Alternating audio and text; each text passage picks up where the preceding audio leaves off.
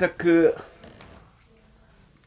13 जुलाई का ताल्लुक है, वो एक हिस्टोरिक बुलेंडर थी। उस बुलेंडर को 2020 में ठीक किया गया, जब उस छुट्टी को मनसूख किया गया था और जब सरकारी तौर पर इस फंक्शन को मनाया जाता है। अगर आप बैकड्राफ्ट में जाएंगे, देखेंगे ये दिन कश्मीरी पंडितों के लिए सबसे काला दिन है, क्योंकि इस दिन कश्मीरी पंडितों का लूटमार किया गया था। और आज भी हमारी कश्मीर पंडित कम्युनिटी इसको बट लूट दिवस के तौर पर मना रही है, यानी इस दिन बटों का लूटमार हुआ था कश्मीरी पंडितों का।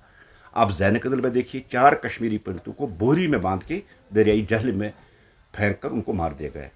फिर वैसारनाग, उसके बाद महाराज बाजार, उसके बाद जैनक कदल, उसके बाद हरी सिंह हाई स्ट्रीट, और ऐसे पहुंचते पहुंचते बड़गाम में एक गाँव है कंटपोरा, वहां 7 कश्मीरी पंडितों को तीसरी मंजिल से नीचे फेंक कर उनको मार दिया गया।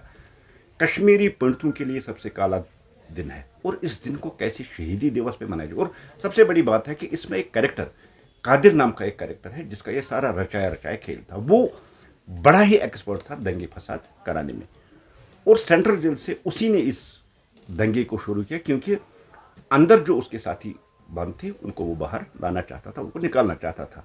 और इसी सिलसिले में ये एक लाइन ऑर्डर प्रॉब्लम थी। ये कोई रिलीजियस लड़ाई नहीं थी, ये कोई मजहबी लड़ाई नहीं थी कि हम इनको शहीदी का नाम दें।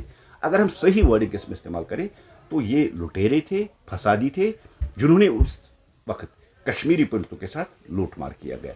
अब नेशनल कॉन्फ्रेंस की हमेशा एक आदत रही है, वो हमेशा कब्रों पे सियासत करे, और आज भी उन्होंने कब्रों पे सियासत शुरू कर दी।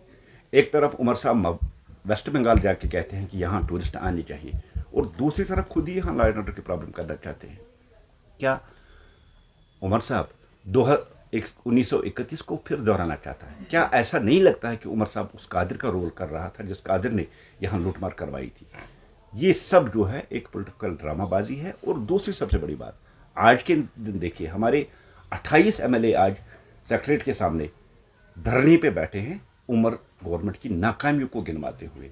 उस सब से भी अटेंशन डाइवर्ट करने के लिए एक हाई वोल्टेज ड्रामा जो है ये आज नेशनल कॉन्फ्रेंस ने किया है।